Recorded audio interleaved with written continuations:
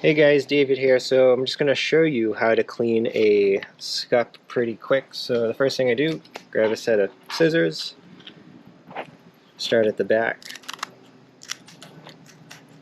cut forward. That's it. So oh by the way, I'm cutting this as if I'm going to fry this thing, which I will be doing in a little bit. Same thing. So I just get all the fins off just to avoid spines getting in your food, obviously, and just when you're maneuvering this thing around. Actually, I don't really need to cut those, but get everything out of the way because I'm about to scale it. So it's actually easier when you scale scup right when they're caught. It just makes it a little bit easier. So it's my trusty cleaver. I use it for everything. So you don't have to. You don't have to use a cleaver. Just whatever you got. You just work your way forward. I like to scale a fish before I gut it, just so there's some mass inside. Because if you start scaling it with no guts inside, it might want to press down and it'll actually squish the meat. And I like the cleaver because it covers more of the fish in a swipe. So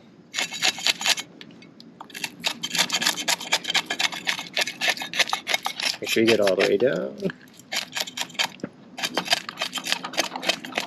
And if you can, it's better actually to clean them outside, obviously, because this makes a mess. So flip it to the other side, same thing. I start at the tail because usually there's a little ridge, and the scales I feel like come off a little bit easier.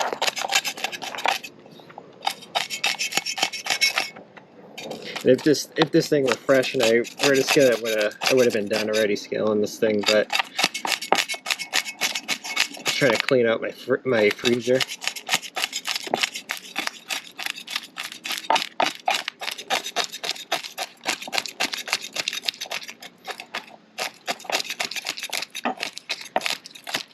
And as far as the angle of the knife when you're scaling, every fish is a little bit different. You get a feel for it. Just jump in and start scaling, and then you'll figure out what works. So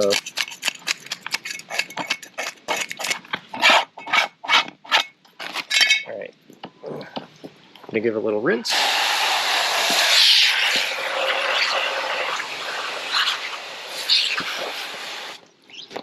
Just gonna make sure I didn't miss anything.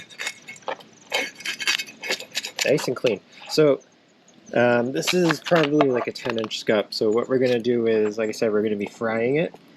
So usually you make cuts in the scup or whatever fish you're frying, usually just to help the heat get in there and help it absorb flavor. So what I'm gonna do is, this thing's sharp, so do a slice. I do about a quarter way through about halfway through this side, like that. And then when I flip it over, here's the trick. So picture in a pan that this thing is frying and you've cut lines in it matching the other ones. So this is going front to back, front to back.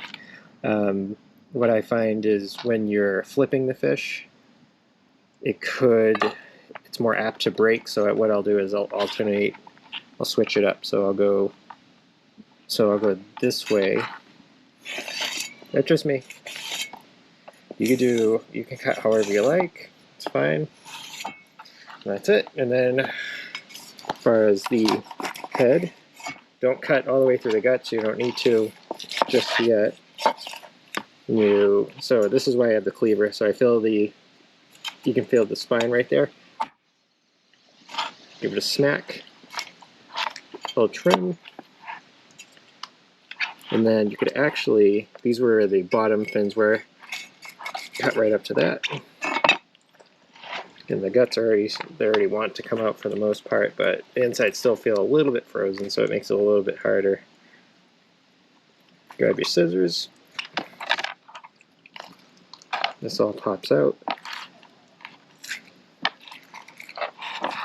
So as far as making a fish taste less fishy, if you look inside here, scissors to point, so this area right here is the abdominal aorta. People have that. It's just where the blood flows down along the spine in this protected area. So you need to get all this red coagulated blood out. So take your scissors, knife, whatever, put a little cut in there. It's still a little frozen, but you can actually see the area where the blood is pulled up, so that will taste gross. It won't taste, I mean, some people don't care, but I care.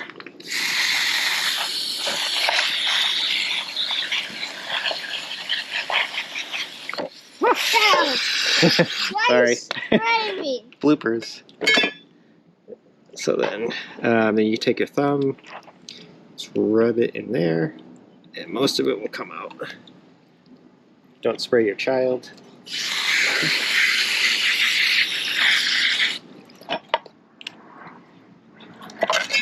And then there's this membrane, and in there you can try and scrape it out as much as you can.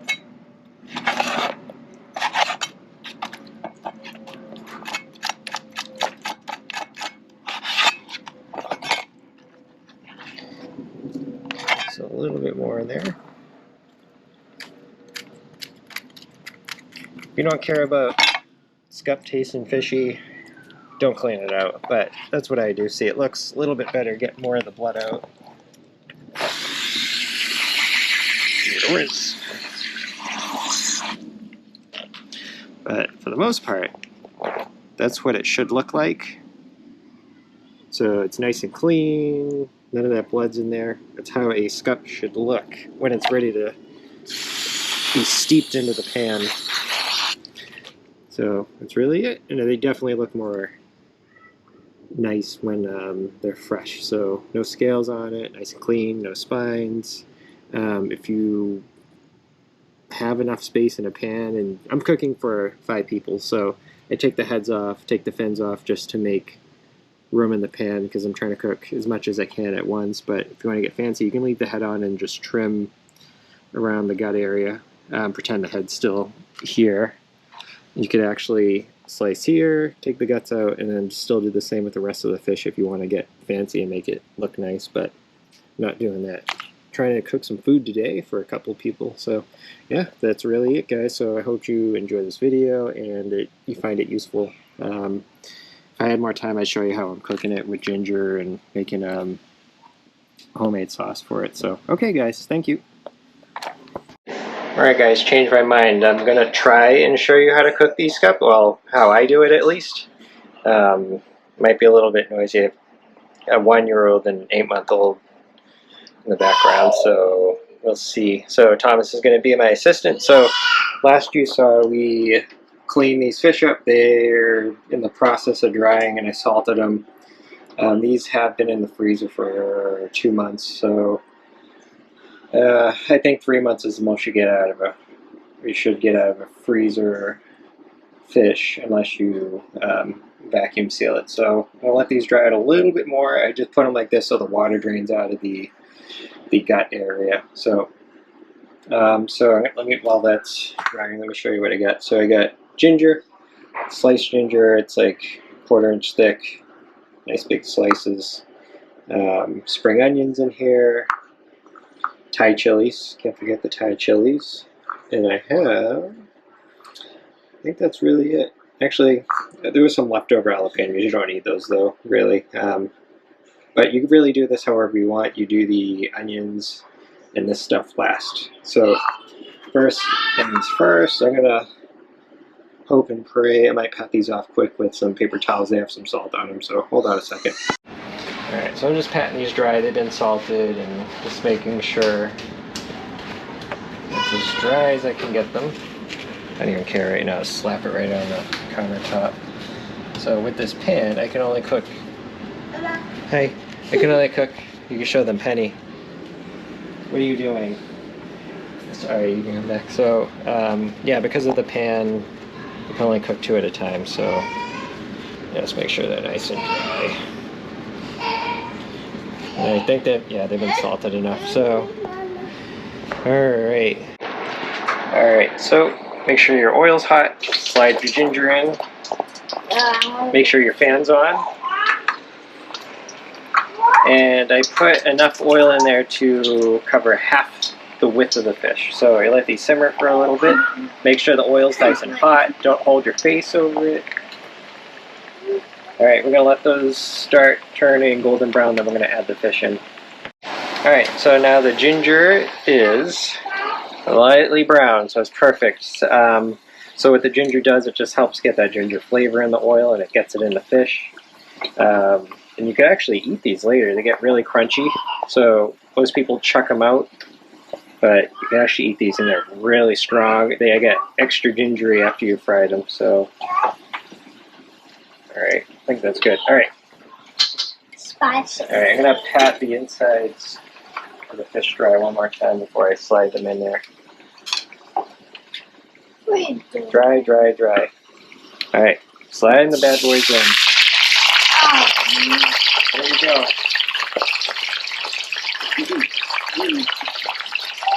You want to make sure your oil is hot. Alright. Alright, so these things are sizzling away, so some helpful, I'm going to turn the pan down a little bit, but helpful pointers, if the fish is sticking to the pan, I find that the oil is probably not hot enough, so don't go ripping it off, just kind of heat up a little bit and then give it another try, and try to be gentle. So, I'm just going to let these cook for about 5 minutes on the side. I'm going to lift them gently, first with the spatula, and take a look underneath and see how cooked they are. I just want them a nice golden brown like this, like these ginger pieces over there. That's how I want the fish to look. Alright, so the ginger is done, so these are a little big chip you can snack on. They are strong, so you're only going to take a little bites of that with the fish. So let those dry out and take a towel. There's some more ginger chips under there somewhere. Yeah, that oil definitely smells very gingery. Alright, so like I said, these fish are, they're like 2 months old, so the skin's not going to be as great as if it were fresh fish. So fresh fish is usually, the meat's usually a little more durable. So it's rolling up on 6 minutes now, so I'm going to check the undersides of these. I love these chopsticks, they're enormous. Oh, getting close, getting close. Alright, I'm going to give it another 2 minutes and we'll see how they look.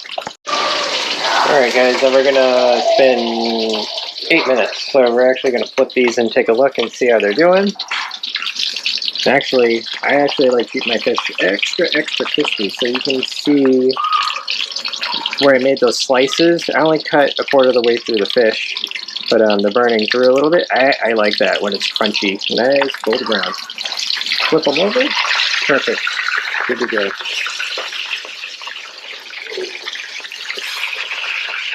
Alright, another 8 minutes. There you go. It's alright.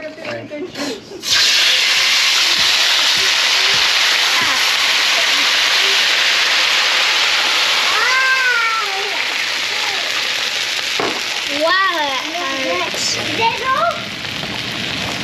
sizzle, sizzle.